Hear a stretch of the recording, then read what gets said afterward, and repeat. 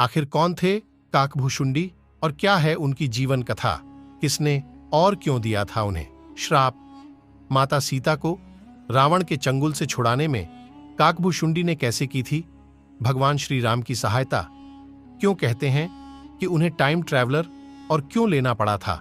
उन्हें 1000 बार जन्म आखिर किस वजह से काकभूषुंडी को चुनिंदा चिरंजीवियों में गिना जाता है? दोस्तों, इस तरह के बहुत से ऐसे सवाल हैं जो काकभूषुंडी के बारे में पूछे जाते हैं। इसलिए आज की वीडियो के माध्यम से हम आपको काकभूषुंडी से संबंधित ऐसी अद्भुत कथा सुनाने जा रहे हैं जिसे सुनकर आपको इन सारे सवालों के जवाब मिल जाएंगे। इसलिए आपसे निवेदन है कि वीडियो के अंत तक बने रहें। काकभूषुंडी कौन थे और वो कौवा कैसे बने? साथियों, सबसे पहले ये जान लेते हैं कि काकभूषुंडी कौन थी। बहुत कम लोग जानते हैं कि काकभूषुंडी रामायण के प्रमुख पात्रों में से एक हैं। उनका वर्णन वाल्मीकि रामायण और श्री रामचरितमानस दोनों में मिलता है। यही नहीं, योग वासिष्ठ में उन पर कई अध्याय लिखे जा चुके हैं। बात करें इनके नाम की तो दोस्तों, काकभूषुंडी का अर्थ कुछ इस तरह है। काक यानी कौवा और भूषुंडी का अर्थ एक ऐसे दिव्य शस्त्र से है जिसे अग्निशस्त्र कहते हैं। यह पौराणिक काल में एक प्रकार का हथियार हुआ करता था। यह नाम सुनकर आप भी सोच रहे होंगे कि क्या काकभूषुंडी जन्म से ही कौवा थे? तो दोस्तों, ऐसा नहीं है। वह जन्म से एक साधारण मनुष्य की भांति ही थे। ऐसे में एक और सवाल आता है कि फिर काकभूषुंडी कौवा कैसे बने? उसके पीछे क्या वजह थी? दोस्तों, इसके पीछे एक बड़ी दिलचस्प कथा है। काकभूषुंडी जी का प्रथम जन्म अयोध्यापुरी में क्षुद्र के घर हुआ। अपने उस जन्म में वह भगवान शिव के बहुत बड़े भक्त थे। वह शिव के अलावा किसी दूसरे देवता को नहीं मानते थे और उनकी निंदा करते थे। बताते हैं कि एक बार अयोध्या में भयंकर अकाल पड़ा। तब काकभूषुंडी अयोध्या छोड़कर उज्जैन चले गए। वहां वह एक दयालु ब्राह्मण के साथ रहने लगे और इनकी सेवा करने लगे।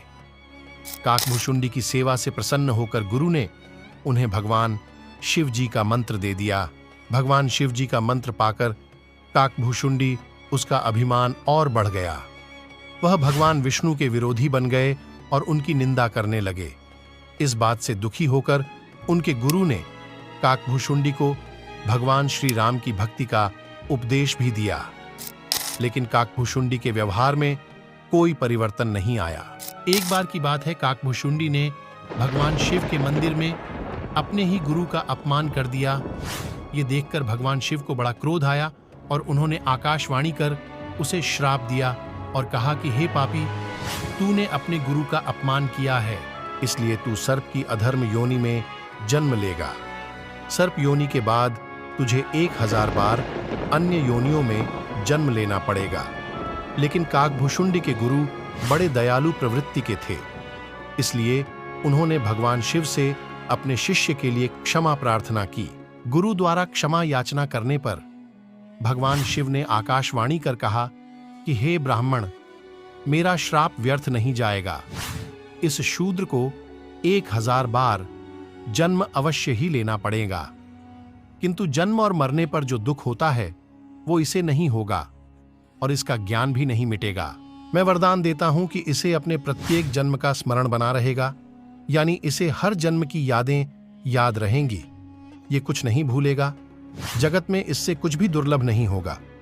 मेरी कृपा से इसे श्री राम के चरणों के प्रति भक्ति भी प्राप्त होगी। बताते हैं कि भगवान शिव द्वारा श्राप मिलने के बाद शूद्र यानी काकभूषुंडी ने विद्यांचल में जाकर सर्प योनि प्राप्त की, यानी उन्होंने सर्प योनि में जन्म लिया। फिर कुछ काल बीतने पर उन्होंने उस शरीर को बिना किसी कष्ट के त्याग दिया। ऐसा माना जाता है कि वो जब भी किसी शरीर को त्यागता था तो उसे बिना किसी कष्ट के त्याग सकता था। अपने प्रत्येक जन्म की याद उसे बनी रहती थी। प्रभु श्री राम के प्रति भक्ति भी उसमें उत्पन्न हो गई थी। लेकिन दोस्तों, काकभूषुंडी की कहानी यही खत्म नहीं होती है। काकभूषुंडी को एक बार फिर से श्राप मिला, जिसकी कथा कुछ इस तरह है। लोमश ऋषि से फिर मिला श्राप। अपने अंतिम जन्म में काकभूषुंडी एक ब्राह्मण के रूप में पैदा हुए। ब्राह्मण के रूप में जन्म लेने के बाद वह ज्ञान प्राप्ति के लिए लोमश ऋषि के पास गए। लोमश ऋषि परम तपस्वी और विद्वान थे।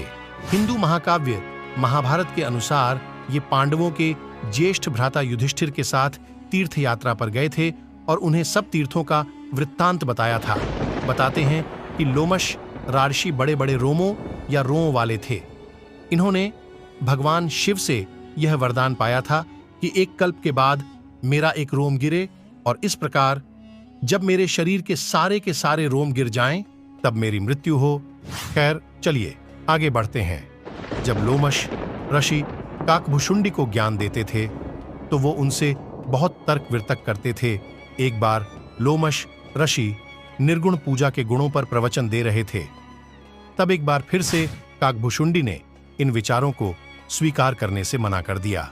उनके इस व्यवहार से क्रोधित होकर लोमश ऋषि ने उन्हें कौवा बनने का श्राप दे दिया।